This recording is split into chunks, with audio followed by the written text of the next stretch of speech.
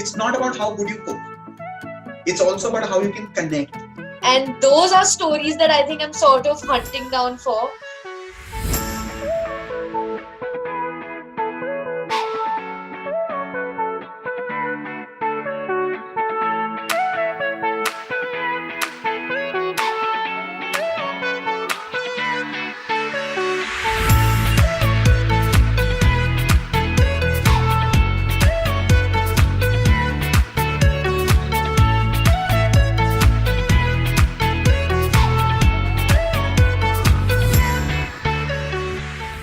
Hey guys, what's up? I'm Sandali welcoming you to That Gen Z Show, a show by the Gen Z for the Gen Z powered by Climb.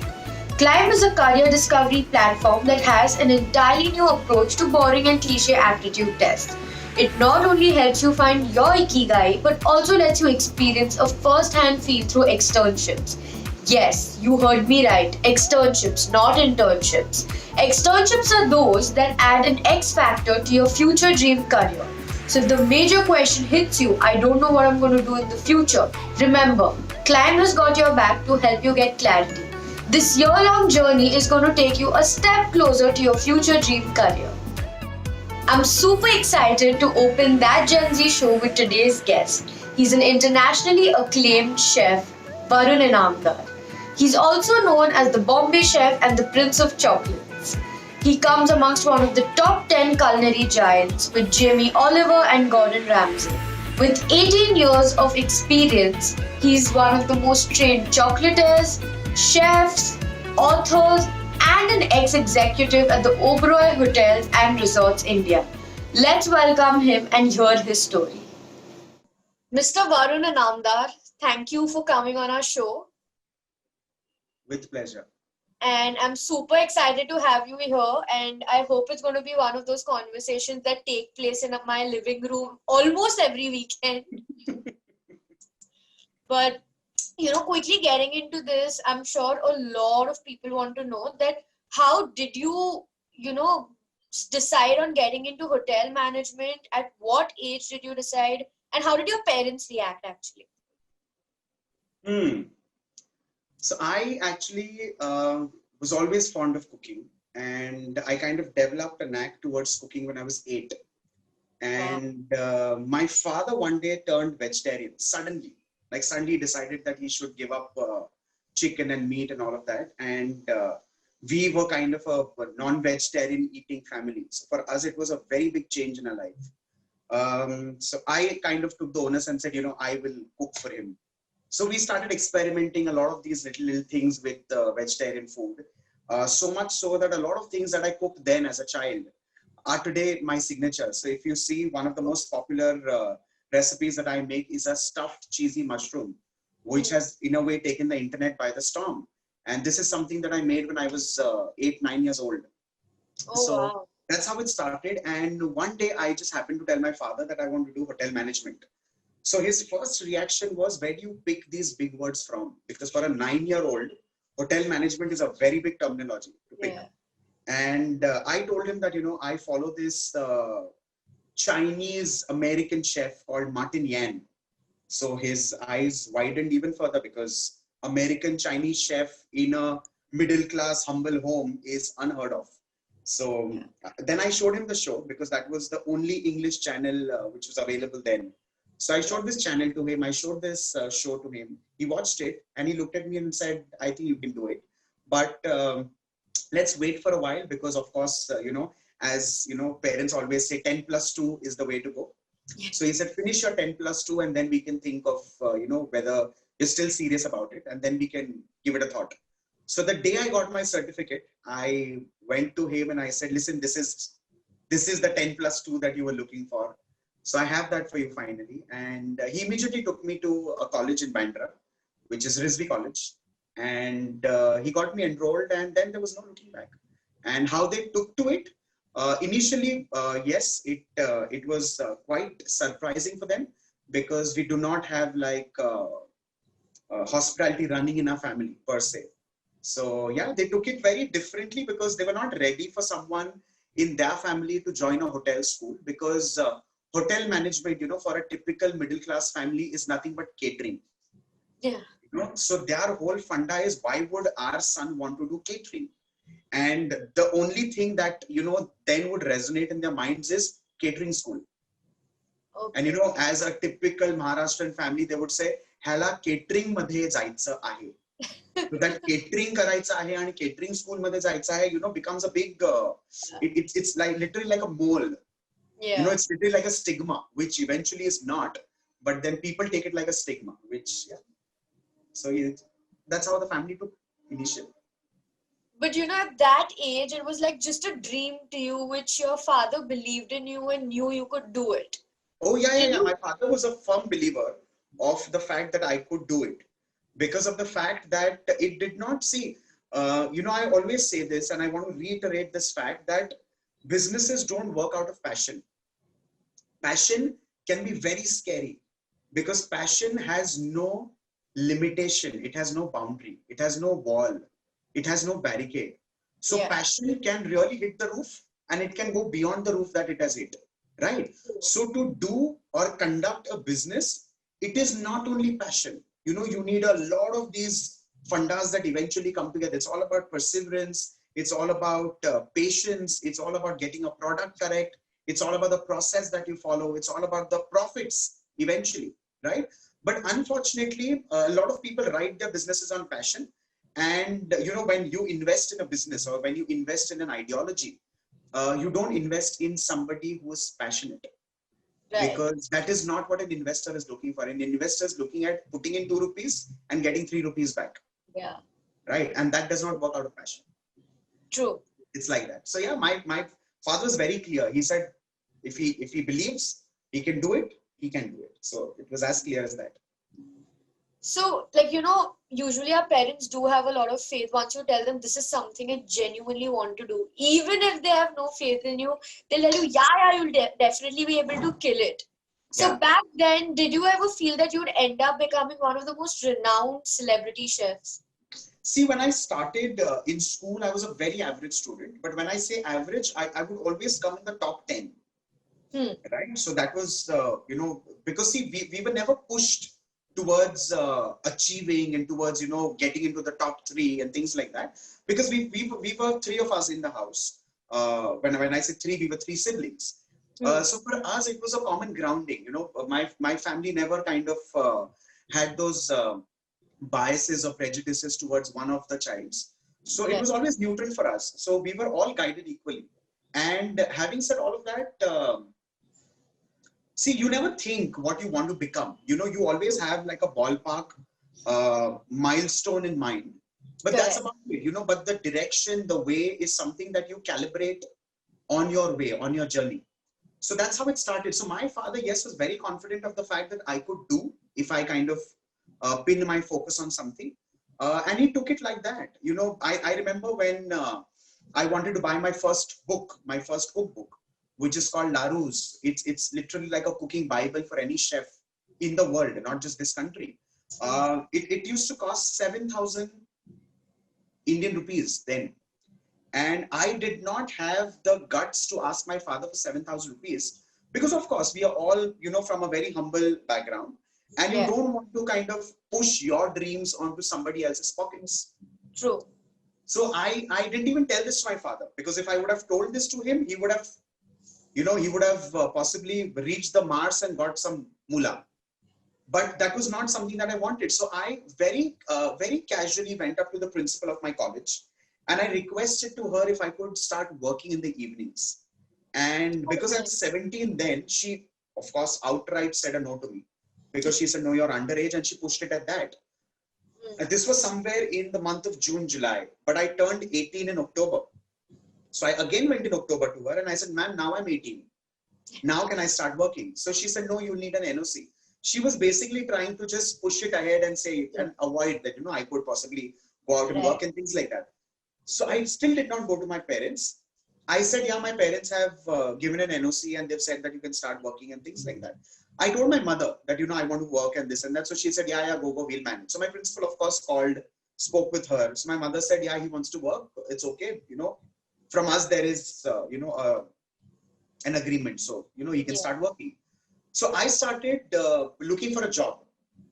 There was this one restaurant called Out of the Blue, which of course still exists in Bandra. I knocked at the door and I said that, I work in this college which is close by. I would like to start working in the evening after college hours. So, of course, restaurants don't take a student seriously because they can come for 2 days and then they just disappear. Yeah. So they said, listen, we can't offer you monies and things like that. So I said, listen, I'm really working for money. So they said, okay, we'll give you 50 rupees a month.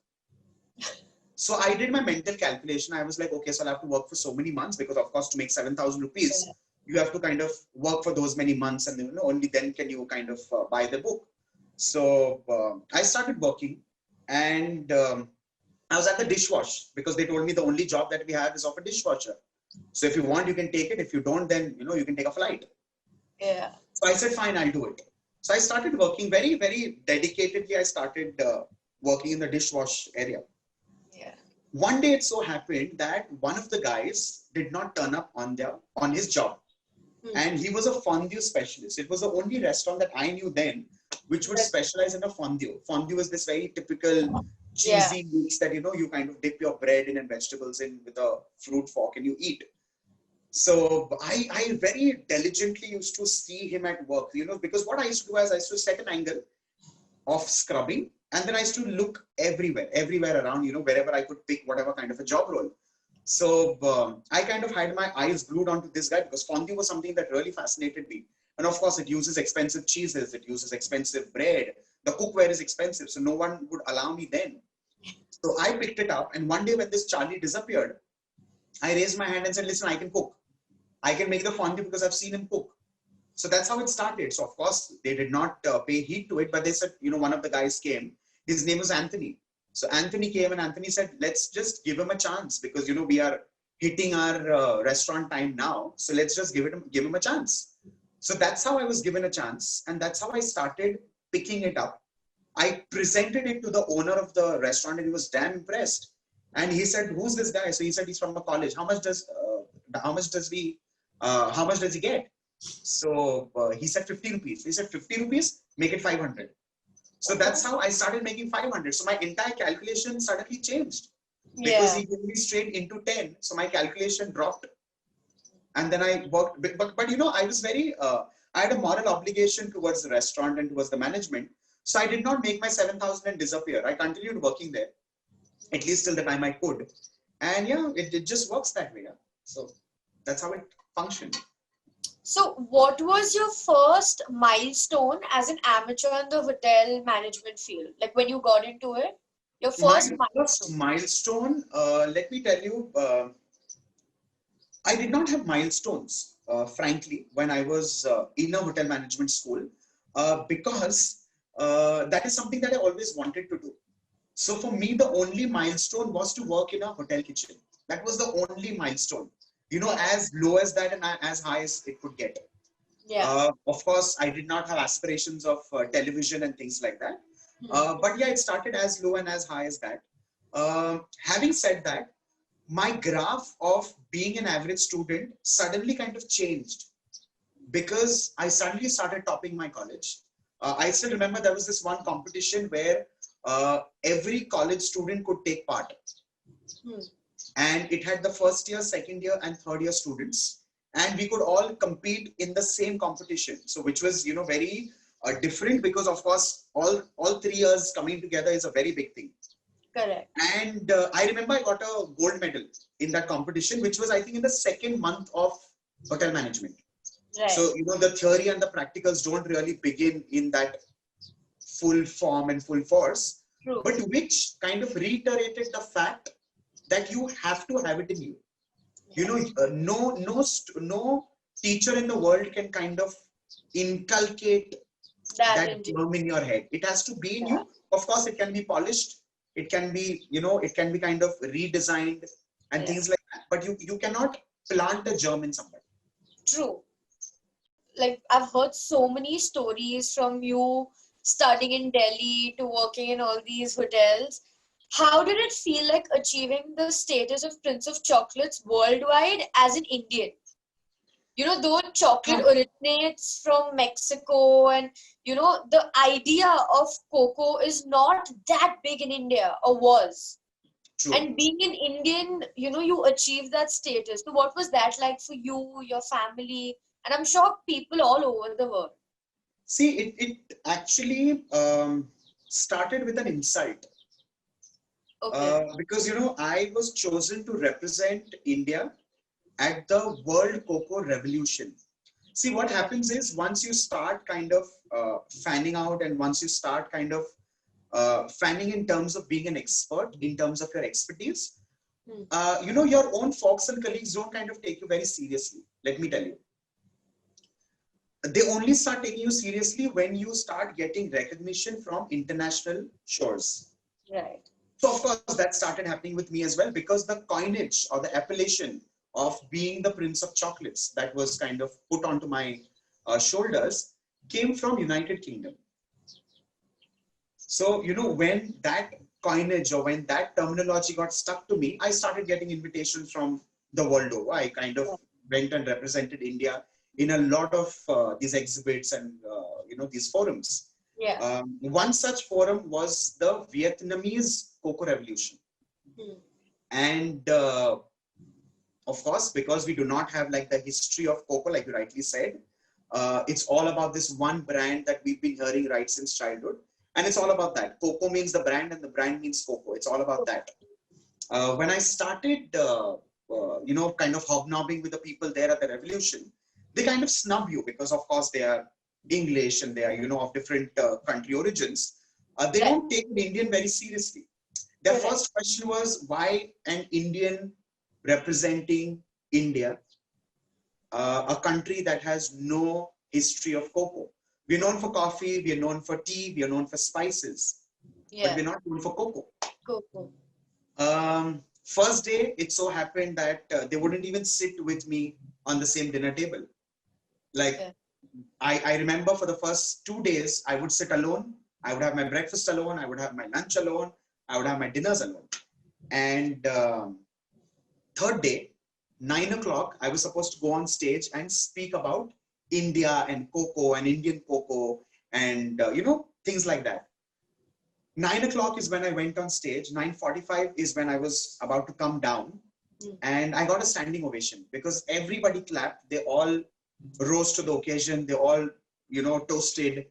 And they suddenly kind of, started developing that kind of respect because I spoke my heart out, because, you have to be all heart. If you want to gain people, if you want to gain their respect, you have to be truthful. And this is something that the revolution taught me. Correct. When I came back from Vietnam, on my way back, I was thinking that, we need to create something where the world starts taking Indian cocoa seriously.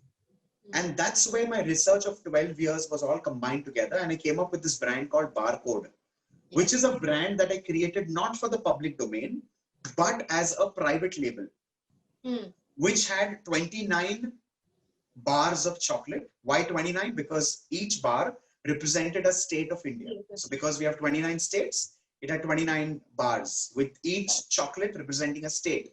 For example, if Kashmir is known for its roses, its saffron, its almond, and its kava, which is like a tea leaf, it had the essence of all of that. Wow. So that's how it started. So, of course, coinages are to be lived with. Appellation is to be lived with. You have to achieve it, and then you have to kind of create that pedestal for yourself, because then the world has given it to you. You have to maintain it for yourself. So yeah, that's how it happened. So, which is that one incident in your throughout your learning years, or throughout all these years that you've been in the industry, that's changed you for good and that has stuck around?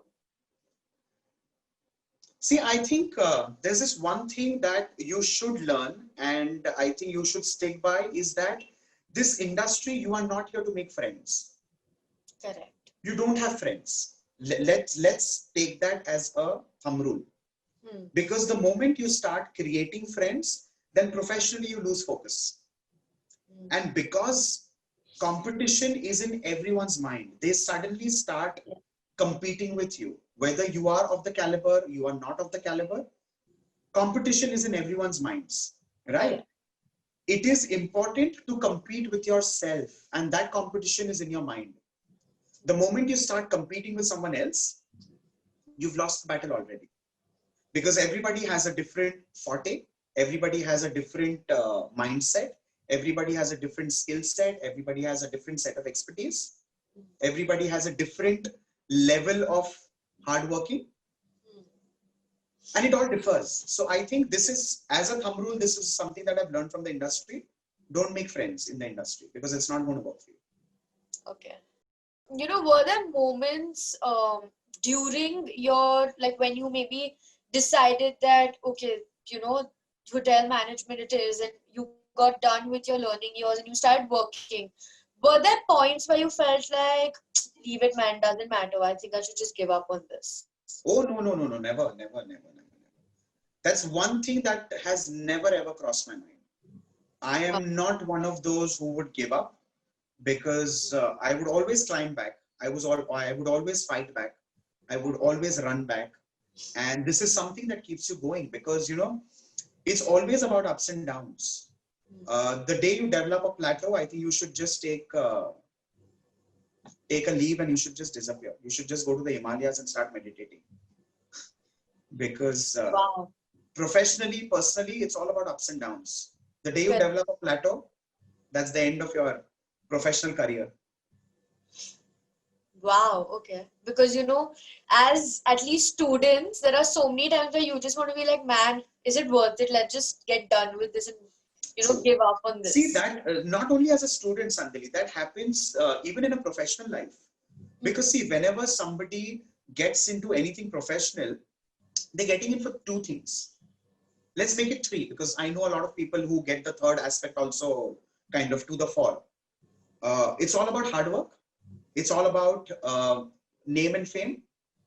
When I say hard work and name and fame, it also includes monies.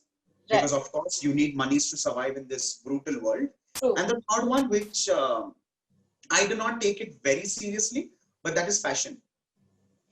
It's all about a combination of these three, right? When you kind of create this entire jigsaw, once it all fits in, sometimes it may fit in, sometimes it may not fit in. Sometimes it may be a very organic fit. Sometimes it may be a forced fit, right? Yeah. Now, these are things which will always kind of function differently for different people, right? You will think of it as grade A, but you may somewhere kind of fit into grade B. But that struggle of B to A is always going to be fantastic. It's always going to be fascinating. And that struggle is what is going to be make or break. Getting it for a lot of people. But I think being content, being happy, being just quiet and calm about the situation kind of salvages us from all these kinds of struggles in your mind. Correct. Important. And with all these struggles, at least keeping in mind all the stories that I've heard from you, I think you've got your little bit by, serving like really amazing people. And those are stories that I think I'm sort of hunting down for, where you've experienced serving the royal family of Kuwait to serving Barack Obama. What was that like? See, it's not only about cooking, and I'm coming back to the whole scenario where it is not always about how well you can cook. It's also about how well you can speak. It's also about how well you can connect. It's also about how well you can plan. It's also about how well you can execute. It's also how well you are at keeping relations. And it's an entire kind of symposium of all these things coming together. Right. Getting it? Because see, it's always about someone else could always be a better cook. Yeah. Somebody else could be much more talented. Someone else could be much more skilled. But you have to kind of bring all of that together, and it's all about this entirety that kind of takes you to that pedestal. When I was chosen to cook for Barack Obama, I was purely chosen because I could cook well, primarily. And that was my first meeting with the man. Getting it? Which was in 2007. Okay. Right? Having said that, and why I'm saying this is because I was asked to cook and I was asked to disappear. Oh, okay. Yeah. So it was all about you cook and then someone else takes the credit and you are in the background. right? So it was more of that. Now, because you are somebody who is aspirational and because you want to kind of see the man, meet the man, if not, then just kind of have a little glimpse of the man. That is what created the persona that you see of Varun Inamdar today. Now, I kind of knew where he's going to enter from in the hotel. And it was not the usual hotel entrance. So, of course, as an insider, you knew that much. Correct. I stood at the end of that alley in hiding. This was behind some boxes and bottles and things like that. And of course, this was against the will of the management. And this was also against the will of the security. So I stood there, and it was just a few meters away that Barack Obama comes. He peeps in and he says, "Come out." Now, I personally thought that was the end of my career because Barack Obama, possibly the most powerful man on the planet, you one breach his security, you go against the protocol, you breach the brief that was given by your own management, you act extra smart, you stand at the end of the alley just because you want to catch a glimpse of the man. So he called me out. So I stood there like a little puppy and I said, "Yes, sir," with my head down. And he said, "Hey, you're a chef, you've cooked for me." So I looked up and I said, "Yes, sir." So he said, "Come, show me what you've cooked." So I said, "Yeah, sure. So I took him and I took him to the buffet and I showed him, I said, "Sir, this.